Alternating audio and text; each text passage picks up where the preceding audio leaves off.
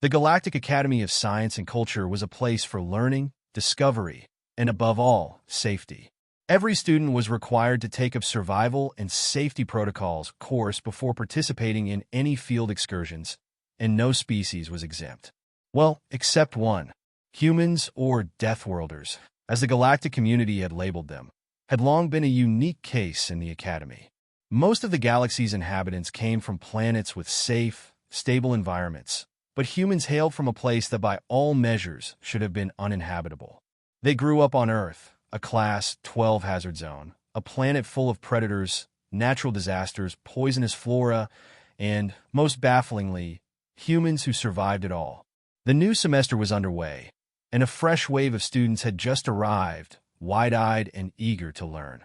Among them were representatives from nearly every known species: the agile, jelly-like Zeltrons, the crystalline bone Glaxians, and the floating, ethereal Zeltrons.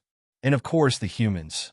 Their instructor, Professor Vlarn, was a well-respected educator with an entire arm dedicated to flipping through slides. With her long, segmented body, she adjusted herself atop the floating teaching platform and cleared her voice, her three mandibles clicking together in excitement. Welcome, new students, to Survival and Safety Protocols 101. As members of the Galactic Academy, your physical and mental safety is paramount.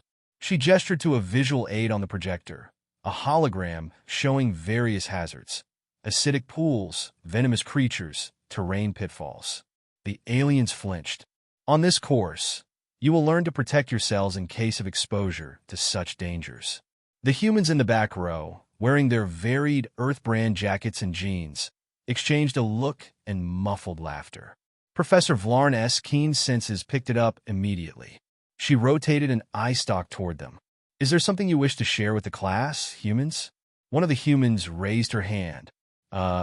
Professor? I mean, no disrespect, but humans don't usually take these kinds of classes.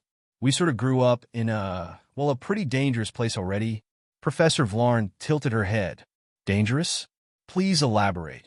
The human leaned forward, a mischievous grin spreading across her face. Ever heard of Australia? The aliens perked up, interested. Australia is an Earth region. It's got some of the deadliest animals on the planet.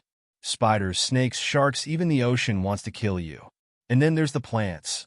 Some are so toxic that if you touch them, you'll be in pain for days. The class gasped. The Yaltrian beside her paled, their gelatinous form rippling in horror. Professor Vlarn glanced at her notes on Earth, horrified. But that's not even the worst of it, another human interjected, a smirk on his face. Where we're from, there are giant storms that can tear apart entire buildings, earthquakes that crack the ground open, volcanoes that spew molten rock, and then we have these random freezing events. Oh, and if you go to the poles, you could freeze solid if you're not careful. One of the Zeltrons, hovering in place like a soap bubble, blinked in astonishment. Why, you survived all that?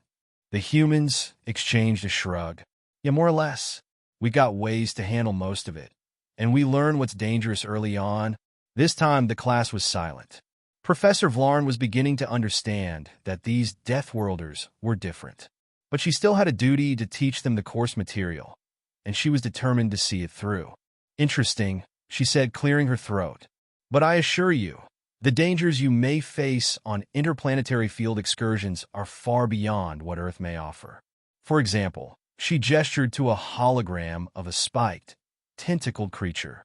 This creature secretes a paralytic toxin that could incapacitate most life forms. One human raised a hand. If you cook it, does the toxin go away? Professor Vlarn's mandibles clicked in surprise. Well, yes, cooking neutralizes the toxin, but why would you want to cook something so dangerous? The human just grinned. I don't know, maybe it tastes good? The class erupted into horrified gasps. To the humans, however, eating something deadly was not unheard of. Their species had developed cultures around eating poisonous pufferfish, fighting off bears, and even outswimming sharks. Danger was just part of their lifestyle, a thrill mixed into the fabric of humanity. But Professor Vlarn would not give up. She began the slideshow in earnest, outlining procedures for handling unknown wildlife, escaping from dangerous terrain, and recognizing toxic environments. Each slide introduced a new type of hazard, and with each one, the humans had a question or a comment that stumped the professor. If you get stung by a flesh-dissolving wasp, she explained, immediately apply the neutralizing gel. One human raised a hand. Or you could just rub vinegar on it. That usually works for stings. Noted, Professor Vlarn said, mentally updating her notes. By the end of the lesson, the aliens were visibly trembling, glancing nervously around as if expecting a flesh-eating plant to emerge from the walls. But the humans just sat, bored, scratching notes or nodding along as if everything made perfect sense. Finally, Professor Vlarn decided to conclude with a practical exercise. She sent the students out to the simulated wildlands biome, designed to replicate the dangers of alien ecosystems without real risk.